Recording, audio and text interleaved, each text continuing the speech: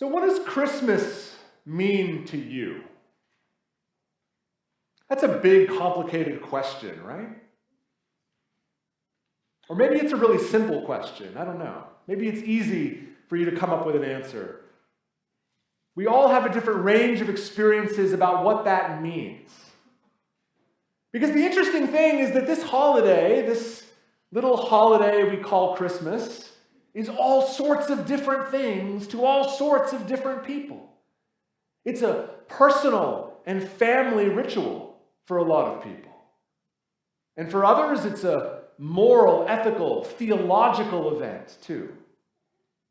For many people, Christmas is associated with family and those small, deeply meaningful ways that you gather with those you love. You know how even the simplest things at Christmas time, like making cookies together as a family, dressing in red and green, lighting trees, all of those things have significance and meaning attached to them. They're infused with that warm glow of memory, of reminiscence. If you used to do them with your parents, perhaps, or family members, people you love. And also for many other people, today is a theological statement. It's the remembrance of the incarnation of Jesus Christ and the Word who became flesh and dwelled among us. And for some also, Christmas is not a joyful time, but a painful one. Maybe infused with grief or sadness or loss for you. And for still others, Christmas means hitting those Black Friday sales or the ones that come after them, making sure you score a new 4K TV. Our beliefs and our expectations about what this day is are as varied as the people who hold those beliefs. Christmas means many different things to many different people. So what do you think is the real meaning of Christmas? You know, in American popular culture, there's probably no more significant figure than Santa Claus, right? Who through some marvel of advertising or carol writing has become the axis around which all American Christmas culture spins, rotates.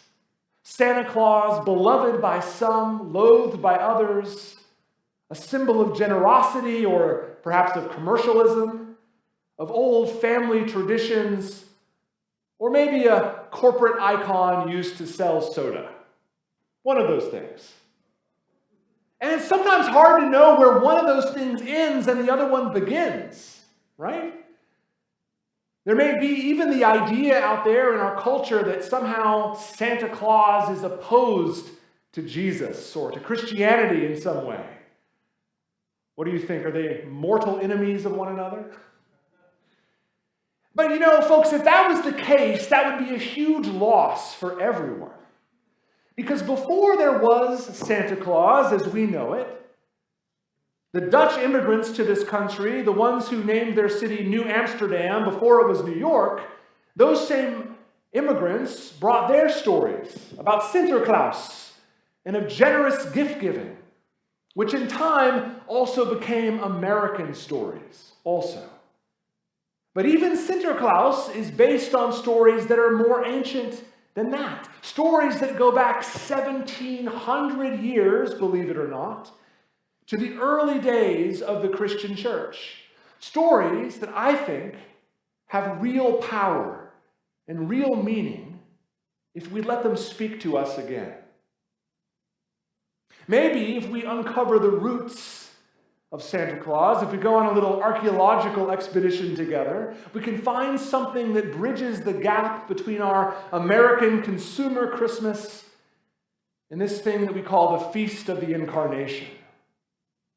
Because see, long before there was a jolly old elf who snuck down chimneys and ate leftover cookies, there was another person, a real person. A person who belongs to history and was just as much flesh and blood as we are. And his name was Nicholas, and he was the Christian bishop of a town called Myra. Now, Myra, in case you're rusty on your first century, second century, third century geography, Myra was a Greco-Roman seaport on the coast of what is now Turkey. Myra, by the way, is actually mentioned in the Bible. It shows up in the book of Acts because it was a place where St. Paul had to change ships on one of his journeys. It was a major seaport. He stopped there. But I digress.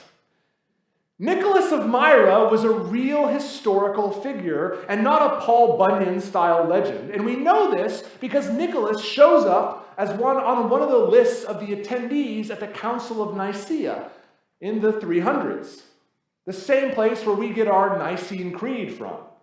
And so not only was he very much a real person, he was also quite involved in the historical events of his day. But that's not why he became famous. The reason for that is both more subtle and much more complicated. And I want to share with you this evening two very brief stories about the life of Nicholas, this ancient bishop from a faraway land, and try and connect the dots to our own understanding of Christmas. And I have to tell you, the stories I'm about to relate are certainly embellished to some degree. They were told and retold probably 1,000 times, just the way that I'm doing tonight.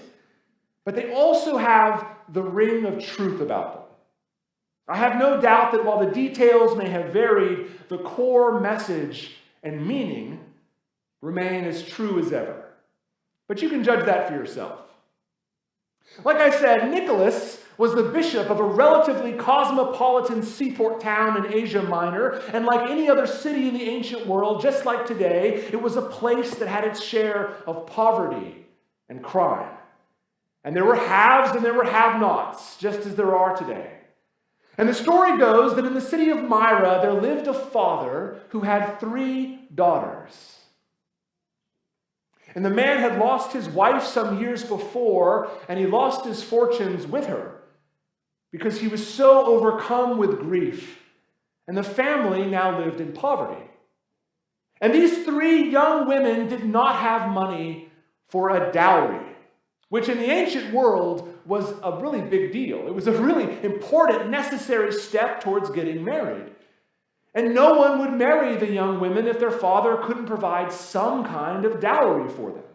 And so the family was quite devout and well known in the church of Myra, but the father was also quite proud and resisted any attempts to help them out that were too overt.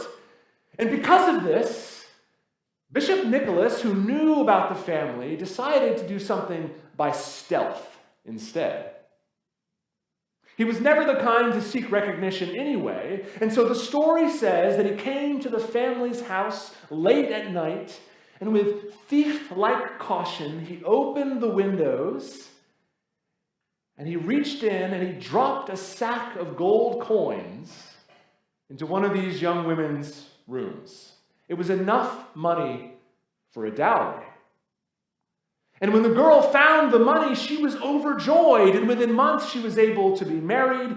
And soon afterward, Bishop Nicholas was back to his old antics, and he slipped another sack of gold coins into the room of the second daughter, and she too was married. But the proud father was upset by this reverse thievery, and he vowed to wait up at night as long as it took to catch the interloper. And so after many sleepless nights, the father finally intercepted Bishop Nicholas, who was in the act of dropping a third sack of coins into another room for the youngest daughter.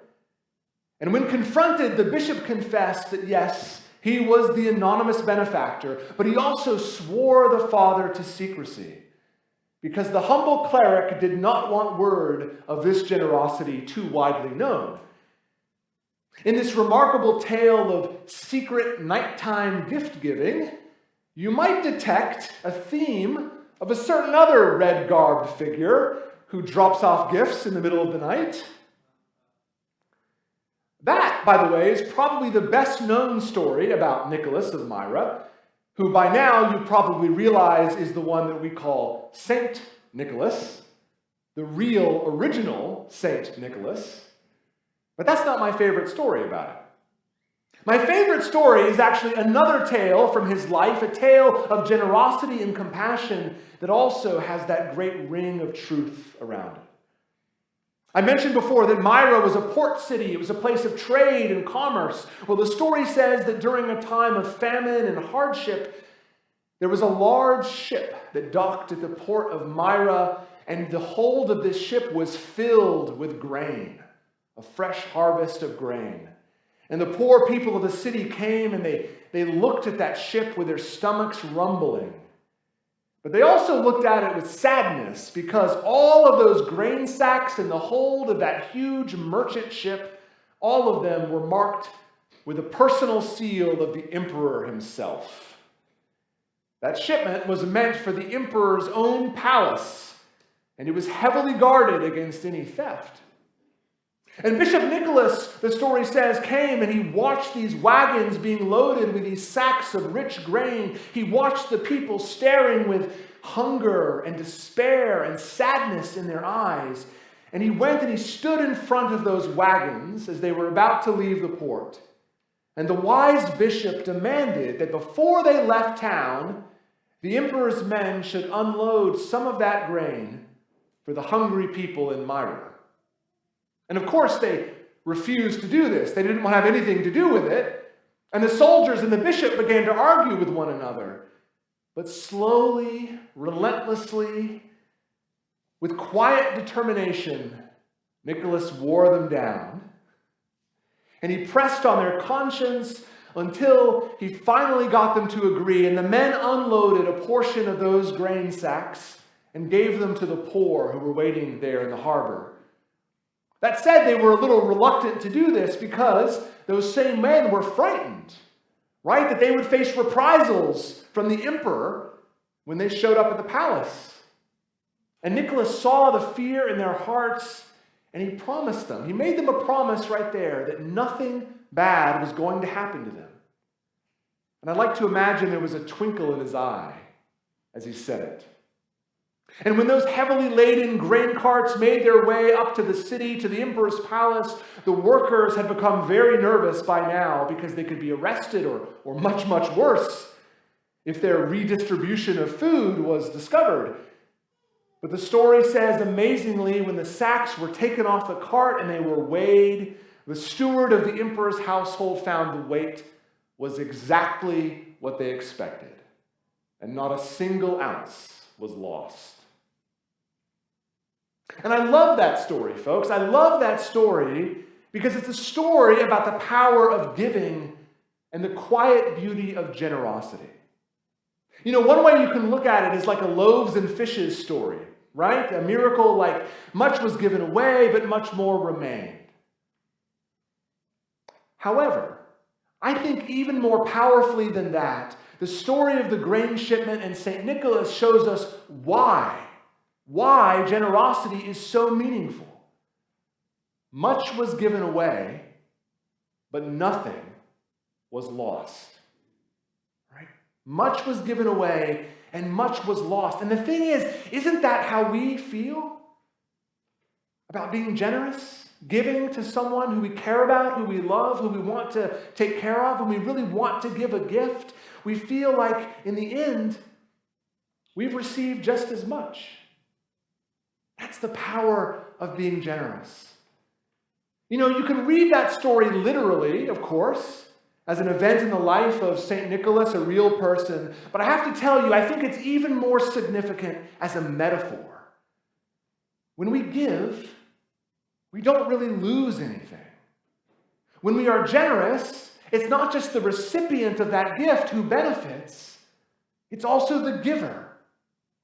The giver is equally blessed by the act of giving itself. They gave away the grain to the hungry, but in the end, nothing was missing. There's a little social commentary there too, I think. It reminds me of St. Paul's words to the Corinthians that they should ensure that the one who had much did not have too much, and the one who had little did not have too little. At its best, I think Christmas, regardless of your point of view, regardless where you are in your walk of faith, Christmas is about generosity. It's about the sacred act of giving itself.